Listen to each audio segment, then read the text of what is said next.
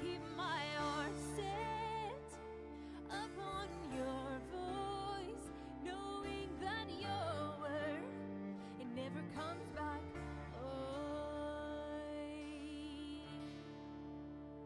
No weapon will prosper, no enemy triumph.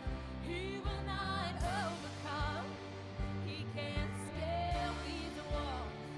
Injustice will not win, hell's gates will not prevail. Not on my time, not on my watch. I am a watchman, and I take my place. As I wait, I will keep the faith. 'Cause I am a watchman, and I stand my ground. But if I never see it, I will stay the course.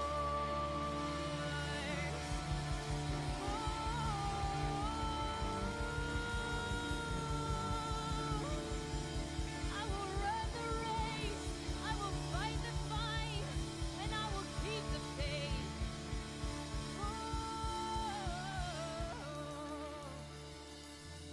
I keep my eyes fixed on you.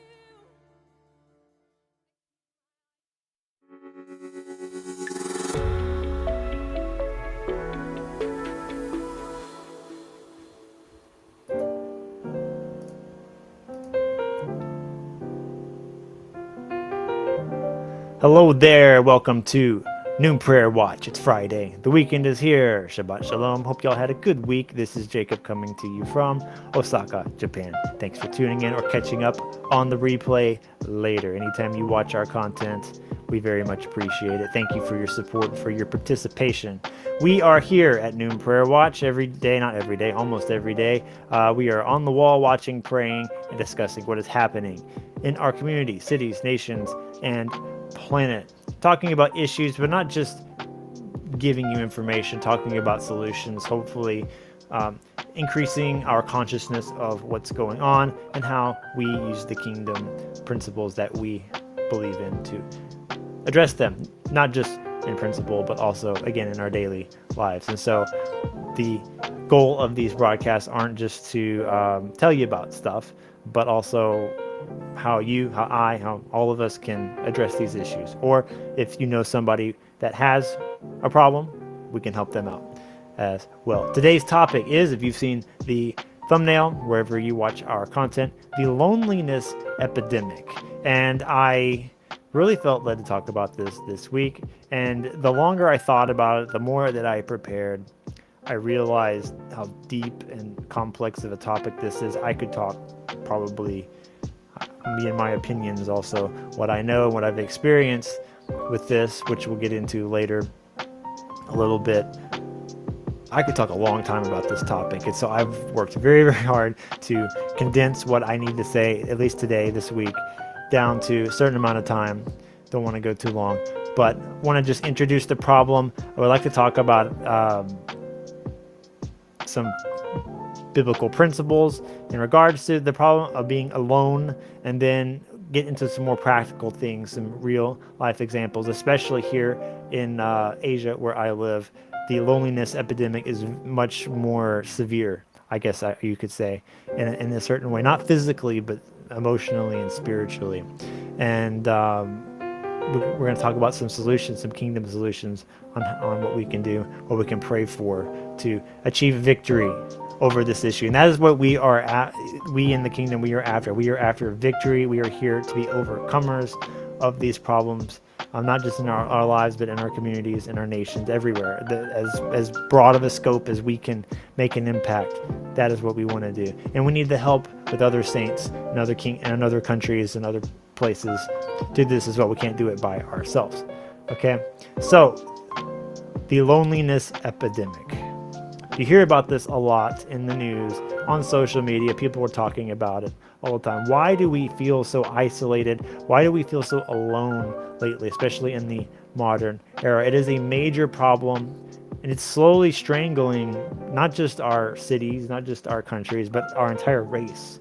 And we're having it's literally killing people slowly. It doesn't, the thing is, when something slowly kills a society, people aren't really worried about it. But if something like war or natural disaster, that's really scary. We got to do something about that. But if it's a slow, gradual problem, we're not so afraid of it. We don't really sense the danger. We don't have an urgency to deal with it. But it's happening, especially in Asia here.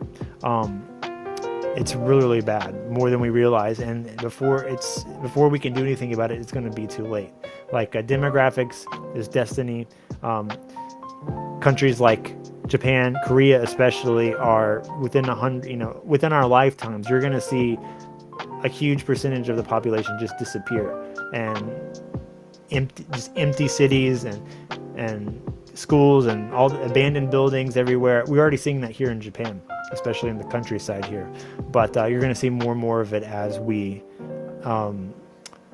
go on into the future, unless there's massive immigration or whatever, which some countries are dealing with this problem, the population problem in that way.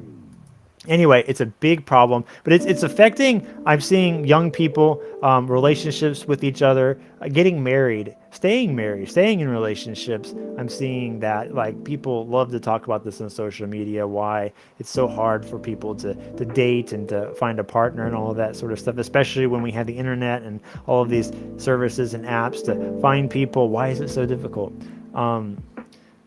So there's a big problem, and the kingdom has an opportunity to solve it. We in the kingdom, we in the church, should have a solution for this problem. We use scripture as our foundation, of course, but we also use our common sense and wisdom that God gave us.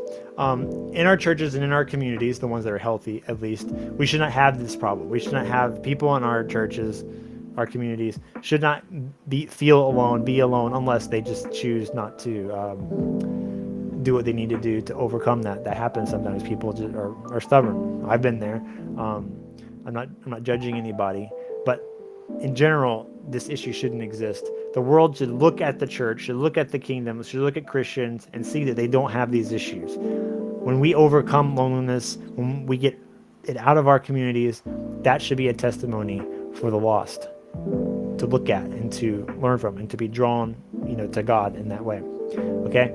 And it's also a good, when in not just this issue, but any issue, of course, when you overcome an issue, some sort of problem like this, that is an open door to share the gospel with them. I know in America that's a little bit difficult because everybody usually, at least in Louisiana, will identify as a Christian. But here in Asia, where not many people are Christians, when they see Christians being happy, not being angry, not struggling with all these issues that they struggle with, they will ask you. I've been asked many, many times by lost people here, like, why aren't you angry? Why don't you have this problem? Why don't you have that problem? Or, I have this problem. How do you overcome? I get these questions all of the time, and it's a great open door, a great opportunity to share the gospel with them, to share with them how with God you can overcome these problems and these things. And people have, not just anything that I've done, but collectively the churches that I've worked with have helped a lot of people in this regard, just by living out Christian principles, kingdom principles that we see in the Bible. So I am going to talk about this issue today. And I was listening to an interview on a podcast, and there was a guy on there. He was somewhat of an expert in this field. And he gave some stats that I'm not surprised are true, but it kind of shocked me. Like, wow, this is, always knew this issue was a big issue, but I didn't realize how drastic it was. And so I'm going to read you some of the stats he said. Loneliness, when you are alone, when you are in isolation, and I'm not specifically, but when a person is not with someone, or living, being in some sort of a community, it drastically reduces one's lifespan. So especially we see this with elderly people in modern society. Usually when someone gets old, they go into an assisted care facility, a nursing home or whatnot. And in the past, that wasn't a thing at all. In the past, mom and dad would move back in with the kids if they got too old to take care of themselves. They wouldn't go live in a nursing home. That's sort of a modern thing, especially in the West. I don't know how big of a thing that is in Europe. I think Europe is a little bit more traditional. Here in Asia, it is very traditional. Usually the mother or father, if they're too old to take care of themselves, they will usually live with the eldest child, man or woman. That's not always the case now. It's more like whoever is able to take care of them, because otherwise the family is going to have to pay out the nose for assisted living care, and that's not a lot of people can afford that. So got to live with the kids at the end there. But when that happens, when you're around family and you're still able to do something around the house or whatever, that gives you a purpose, right? If grandma can only get vegetables for dinner, that's her only job that she does. She goes to the supermarket, buys a couple of things for the dinner that night. That gives her a purpose, something she can get up, look forward to, accomplish every day. And that might seem menial, but it's important. You got to eat. Everybody has to eat, and that is a job someone has to do. But that leads to longer lifespans. It leads to healthier lifestyles. You're active, you're engaged, you're using your brain, you're talking with people, all that sort of stuff. And so experts have found that life expectancy, no matter what age it is, how old they are, young, adults, elderly, if you put them in isolation, however long they were projected to live, you just cut that in half. Cut it in half. And that's what we found. Later in life, we call this broken heart syndrome. You hear this, it's kind of sad, but like you hear like maybe a husband will die or a wife will die, and then the spouse will die a little bit, after that. And the insurance industry, of course, pays very much attention to these trends in this data, because when people apply for life insurance and other things like that, they will calculate their expected life expectancy based on if their spouse is alive or not. If they do not have a spouse, if the spouse has passed away, they will drastically reduce their expectancy and increase premiums, all that kind of stuff. So very interesting. And so that's always been an issue, with the elderly, but now we're seeing this isolation, this loneliness problem creep into adult and then childhood as well, and it's causing a lot of problems, and it's going to destroy lives. It is destroying lives now, unfortunately, but it will continue to destroy lives unless we change the way our society works. The problem is, of course, we don't socialize properly anymore in the way that the Lord intended us to do it. Where's my phone? We have these phone things, these little black or boxes or whatever your color yours is. And this sort of replaces either partially, if not fully, our ability to socialize, how we socialize, because it's a lot easier. You're at home, just turn it on, and you can talk to pretty much anybody in the world from this little device. It's pretty impressive, but it's causing a lot of problems. We connect through our phones, through social media. The human connection is drastically reduced. I've seen data when we're talking about people that meet their spouse, their partner, whether they get married or not, it drastically increases through online applications and things like that. Not meeting from naturally out in the wild, church or whatever hobbies you're involved in and whatnot. So there's pluses and minuses to that, of course, but the human connection is being reduced. And that's an advantage of church attendance when you're going to church. And we really kind of solved this. The COVID epidemic was really not something I want to live through again, if you know what I mean. But we really learned that being isolated in our houses and not being able to meet in face, we could really see the effects. It really affected me in a negative way, honestly, being cooped up in my house for a long period of time. So if you can physically meet at a church, you're blessed. And I know not everybody can. I know we have a lot of people all over the world that follow us. Maybe where you live, you don't have a church that really you can go to. I understand that, but We're going to talk about this later. It is all obviously, if you can, it's very important to meet people face to face. So, in this current generation, this should be no surprise, unfortunately, but rates of depression, suicide, obesity, chronic mental illness are drastically increasing, even in children. Children before 10 are being treated. They have to take therapy. They have to. They have depression. They're probably being prescribed drugs at that young age, and it's because internet and these things, among other problems. Obviously, every issue is bigger than, you can't just condense it down to one factor. There's lots of other factors as well. Another problem I'm seeing as well is that we do not solve problems anymore. It's really easy today to avoid conflict. When you get in a fight with somebody on your phone or on your computer, you can just block them, turn them off, they're gone. It's different than, a bully at school or some coworker who is harassing you or whatever. You don't have to. It's very easy to avoid conflict online. If someone is in a relationship, they decide the person they're dating, they don't want to be with them anymore, break up over the phone. That's not. It's a bit of a social faux pas or whatever, but people do it because it's easy. You just say bye-bye, walk away. And we don't solve problems anymore. We don't overcome problems anymore. And that's something that you have to do if you are face-to-face with people more so. We don't build community much anymore. Our community is on the internet now more and more.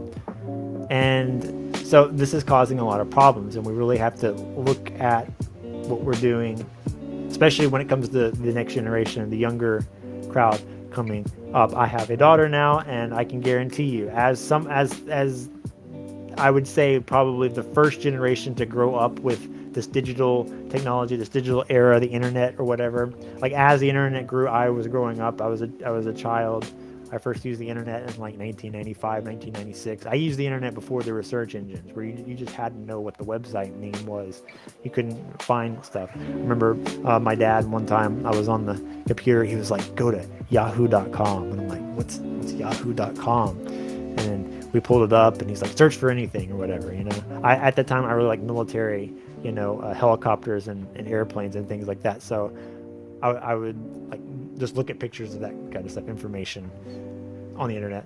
And so I searched, and I was like, whoa, you can just like search for stuff and it comes up. Now we take that for granted, but that's how long I've been out here on the internet. And as someone of that generation, as someone who has now a daughter, I'm going to be very, very cautious about the usage of all of that, because of all the problems that it causes, especially in young people. And so we as parents, we as elderly people, not elderly people, we are the elders of society. We really need to look at some of the effects of the way our society functions, and we have to guard our children, our next generation. We have to train them and bring them up accordingly so that they won't be affected by these issues here. And yeah. And the solution though isn't just delete the internet. You can't do that. It's pretty much here to stay. But the fact remains that as great as it is, as beneficial and as convenient as it is, it becomes like a surrogate community, an artificial community. And our bodies were not designed for that. Our brains were not designed in that way. I had a friend of mine. He's a smart dude. He specifically mentioned, he said that humans were not designed to be in contact with this many other humans, and it's causing a lot of problems with social media, that sort of stuff, because all 7 billion people are pretty much connected now. You can, and it's our mental fortitude can't deal with that sometimes. So on top of that, we're inside a lot. We don't go out in nature. Going out into nature is really important, but that's a whole other issue here. So it is not good to be alone. This is point number 2 of 3. It is not good to be alone. We're going to get into some scriptural foundations and then get into some application here. You hear this a lot in church, in Sunday school, wherever you might read it in the scripture yourself. Genesis 2 verse 18, it says, the man was created, and God said it is not good for a man to be alone. And I'm not a professional theologian. You can take what I say with a grain of salt. Feel free to consult other professionals. But I believe in Genesis 3, it says this: God creates a partner for the man, and then straight into the next story, Genesis chapter 3. Remember, back in the day, there weren't chapter markers, so it was just the next paragraph or whatever, right? So God says, it's not good for man to be alone. That's the first time he said something wasn't good. And it's important because this is a foundational issue for humans, for mankind, and it's an issue we are struggling with right now, and it's causing a lot of problems, literally killing our societies. And so we have an example of things going bad in the next story. Eve is alone, at least that's what it seems like. There's a lot of ideas about where Adam was during the whole, scene with her and the serpent talking about the tree of the knowledge of good and evil. I am of the take that Adam there's some sort of distance. He's somewhere off, somewhere else. It'd be really awkward if he were standing there the whole time witnessing what was happening and not saying anything. It'd be really awkward. Maybe that is what happened, but I've heard people argue that point, but I think that there's when you read the Bible, everything is intentional, even more than we realize. And so Genesis talking about not good to be alone, and then having an example of that in the very next story is probably intentional. You see the same sort of stuff happening with Cain in Genesis chapter 4 as well. Anyway, bad things happen. We got to be together. We got to work together. God created not just humans, but also when it comes to man and God, mankind and God. God created mankind to work with him. To what end? That's what God knows. But he created this world. He wants us to help manage it. He created the garden for us to live in, to work in. When you work together, you have to rely on others. Adam and Eve were not relying on each other when they were separated, and that caused deception to come in, right? And so, but also we have to work with God.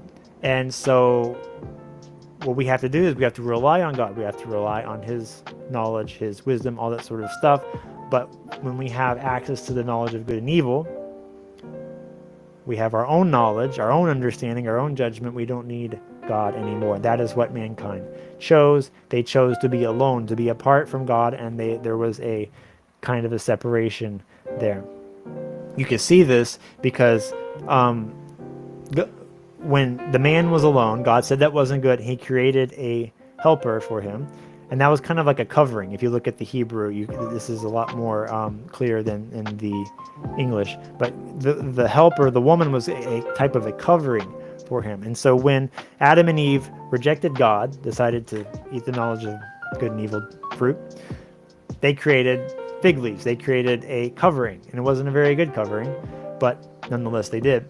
And later, of course, God's like, what are you guys doing? Got to kick you out of the garden. Here are some more suitable coverings that you created from, skins of animals. A much more durable garment than the fig leaves that they had. But you can see, I think that's intentional. They were trying to cover their inadequacies, but it wasn't good enough, right? So anyway, Jewish interpretation of Genesis 2:8 expands the scope of this loneliness question right here. It's not just about husband and wife, it's about community. In the book of Psalms, one of my favorite verses, Psalms 133 verse 1, it says, "Behold how good and pleasant it is for brothers to live together in unity." So in Genesis, it says it's not good for man to be alone. Loneliness is bad. You need someone to work with, someone to cover you, to guard you. Like the word for like a wall of the city is very similar to the word for helper that in Hebrew that God created for man, because it wasn't good for him to be alone. And then it says in Psalms, it's not good to be alone. In Psalms, it's good and pleasant.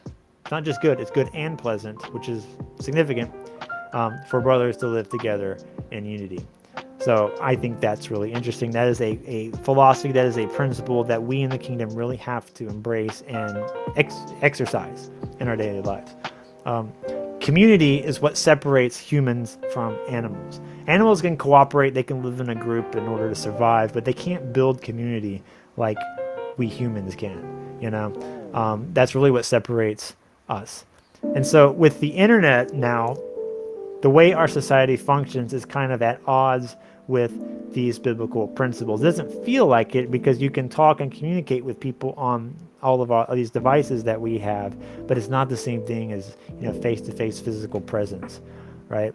And so again, the solution isn't just to get rid of all of this. That's not going to happen.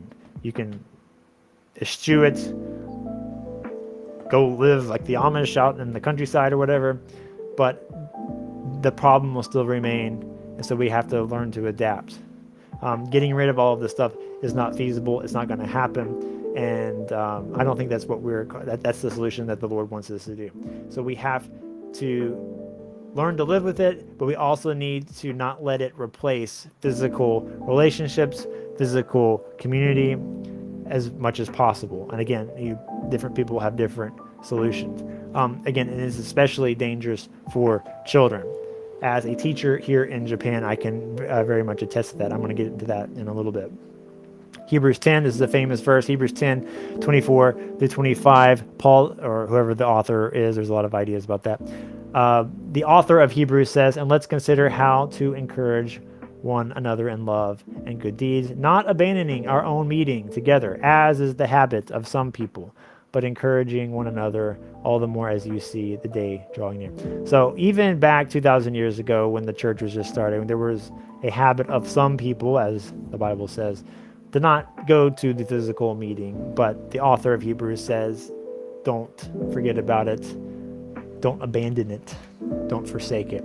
So, and I understand some people have difficult situations where they cannot meet, and the internet is a blessing to them because they have access to some level of community, some level of edification from a solid ministry. I would like to think we are a solid ministry here that helps a lot of people. And I understand people have those situations, but if you are one of those people or one of those people, I encourage you as best you can, start some sort of community. It doesn't have to be a church, but start a house meeting. Just have a meal. Go out to eat at a restaurant. Invite someone over to your house. People mention that all the time.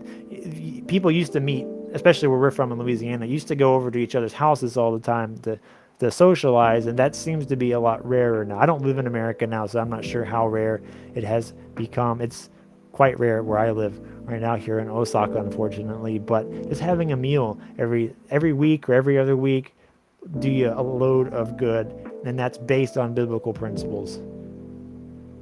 Also, eating is really fun. Everyone loves to eat. And you could be starting something there. That could be what God is calling you to do where you live if you are in a place where you cannot attend a physical church. You never know. So that's something to pray about if you are one of those people. Okay, in the last few minutes that I have, I'm going to go into something more practical. We've been talking about principles now. Let's talk about the practicals, what's actually happening in the world and what can we do to address the problems, both in how we live our lives and how we pray. Okay, talking about Asia here, that's where I live. Asia is important to this ministry. I always like to tell people how important Asia is, not just because I like it or whatever. There's some things I love about it, some things I don't, to be honest, but it's really important because it is like a testing ground for biblical principles. The influence of Judeo-Christianity is very low here, and so if you properly execute the principles within Scripture, I think it's very effective, and you get a lot of fruit. You see a lot of progress happening here. We run into problems in America and in Europe and in other places with lots of Judeo-Christian influence because everyone is somewhat, to a certain degree, familiar with what the Bible says, and they have their own opinions, and so it becomes a theological dispute, and that gets in the way of the gospel of the Bible sometimes, unfortunately. So we're working on that, but here in Asia, that's not so much a problem. A lot of, unfortunately, the persecution that I have, if I want to call it persecution, I don't like saying that because there's people out there that really go through a bad time, especially in Africa lately. This week, a lot of Christians have been slaughtered in Africa during the week of Easter or or Resurrection Sunday, whatever you want to call it, Passover. So please pray for our brothers and sisters in Africa. They're having a very hard time. So I don't like saying persecution. I've never been physically assaulted or in physical danger or whatever, but I have had backlash from people, and a lot of it are other Christians who disagree theologically with me, or not even necessarily me, but people that I know. They don't ask me if I have a different opinion or not on whatever issue, and some of them have, and I have been able to bridge some gaps in the past. But it's sad that you come to a mission field, and who's there to oppose you? Other people on your side. Not cool. But anyway, there's not a lot of influence here, and it's not for a lack of trying. Many missionaries in Japan, Korea, China, other nations, they've honorably given their lives to spread the gospel. Their efforts, I do not believe, are in vain. I don't look at numbers or whatever, because you plant seeds into a ground, you don't know how many seeds they planted. You don't know what the harvest is going to be like until you water it and see what comes up, honestly. And so people have plowed the ground, they've planted seeds, and myself, other people who I work with, we are here to help foster that. If we can see the benefits of it, that's great. But if we have to pass it on to the next generation, then that's just how it is. But I believe we're going to see a great harvest within our lifetimes. That's for sure. Within my lifetime, definitely. But that's the situation where we're at. And anyway, because of the lack of influence compared to other nations, it's just a prime opportunity for original, good old-fashioned early church kingdom building to come in and advance, like Jesus and the apostles intended. So I fully believe that the Sunday-based modern pastoral model of church, which I think is greatly stripped down from what like Paul prescribes in his letters, it's not very effective, unfortunately. And I'm not denigrating the work of any pastor or any ministry here that does that sort of a model. I honor them for the work, what they continue to do, because they've dedicated their lives to this. But it's not just somebody I talk to, Pastor Tim and Pastor John and Scott, they come here every year lately. We meet pastors, especially pastors who are getting up there in age, and they tell us about their problems, about their concerns, about how the young people aren't coming into the church. And so they realize the system that we've been doing up until this point, it's not exactly working. We need to maybe reevaluate how we think about things. And that's giving us an opportunity to work with them to introduce apostolic ministry, prophetic ministry, and things like that, which we believe is, how Paul prescribed us to do ministry in the first place. It's not about being right or anything or about us. That's just the portion that we have, and we're getting opportunities to share that. So you guys supporting us, praying for this ministry, blessing us financially, that you are a part of that, and you are allowing us to advance in this area here in Asia. So yeah, I'm skipping down my notes here. So Asia is a case study for some of these issues that we're talking about, especially going back to the loneliness epidemic. In Japan, this will probably apply to other nations here as well, but here it's really an interesting place because the community, the physical community, it's very strong. Easy for someone to find their place, find a role, participate on. The people here have the longest lifespans in the world. And part of it is because you're not alone. You're always with people, and you have a purpose. You have a role to play, even if it's not like special. It's something for you to do, you to engage, something to live for. So physical life is great here. If you come here, you can see for yourself. It's safe. It's clean, convenient. People have purpose. Again, if it's meager. I knew a guy. He was a grandfather in a homestay I stayed with. He is in his 80s at the time. That was 10 years ago. He met with his high school buddies. He's 80, right? He met with his high school buddies once a month. That's 60, 70 years. Every month you meet with your buddies from high school. They really engage with the friends they have throughout their whole lives. And that leads to benefits. Healthy life, energy, all that sort of stuff, which are biblical principles. Not being alone, being a part of a community. Okay. Parents also, when they get too old, as I said earlier, they live with their children. They don't go to necessarily a full-time, assisted care facility here.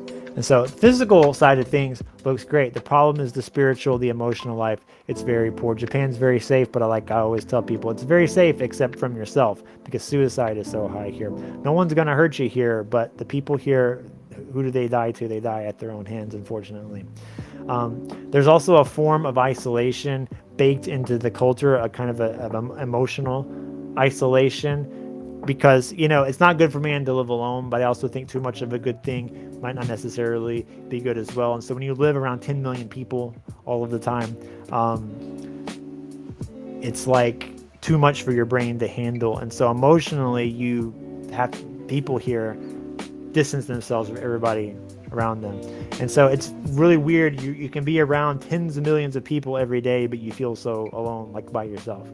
And that's just a part of the culture and the mindset that they have here, unfortunately. And that's something that the kingdom can address, because that's not necessarily a good thing to have.